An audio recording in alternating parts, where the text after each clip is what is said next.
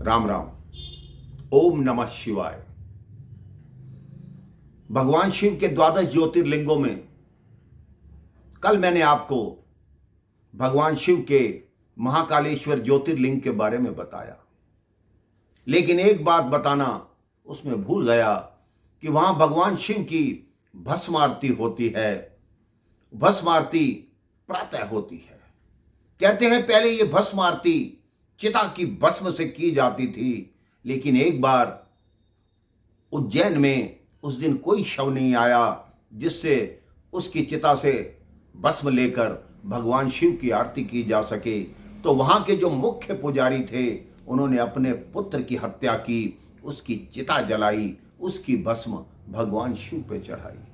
भगवान शिव बहुत प्रसन्न हुए, उनके पुत्र को पुनर्जीवन दान दे दिया और कहा आज के बाद मेरे पर किसी शव की भस्म नहीं लगेगी, अपितु कपिला गाय के गोबर से जो कंडे बनेंगे, जो उपले बनेंगे और लकड़ियां मिलाकर उसकी जो भस्म होगी उससे मेरी आरती होगी। उस दिन से वो भस्म आरती इसी प्रकार की जाती है।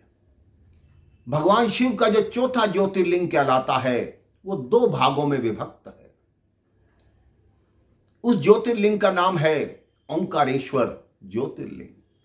जो दूसरा भाग है उसको ममलेश्वर ज्योतिर्लिंग कहते हैं। ममलेश्वर का शास्त्रों में नाम अमलेश्वर भी आता है।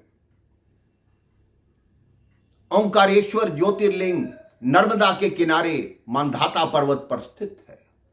इसका नाम ओंकारेश्वर इसलिए पड़ा क्योंकि इस पर्वत का आकार ओम की तरह है।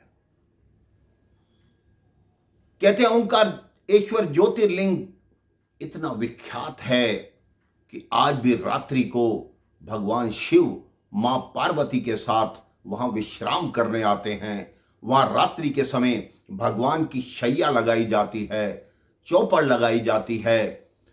सुबह जब मंदिर के द्वार खुलते हैं तो चौपड़ के पास से अपनी जगह से हिले होते हैं और उस शैया पर सलवट पड़ी होती है। आज भी लोगों का यही विश्वास है कि रात्रि विश्राम करने भगवान शिव और मां पार्वती उसी ज्योतिर्लिंग पर आते हैं।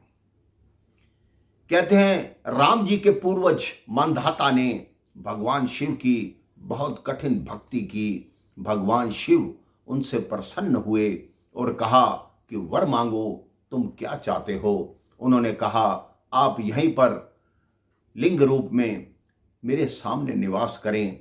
तो भगवान शिव ने तथास्तु कहा। तो भगवान शिव दो भागों में बंटकर ओंकारेश्वर और ममलेश्वर में स्थित हो गए।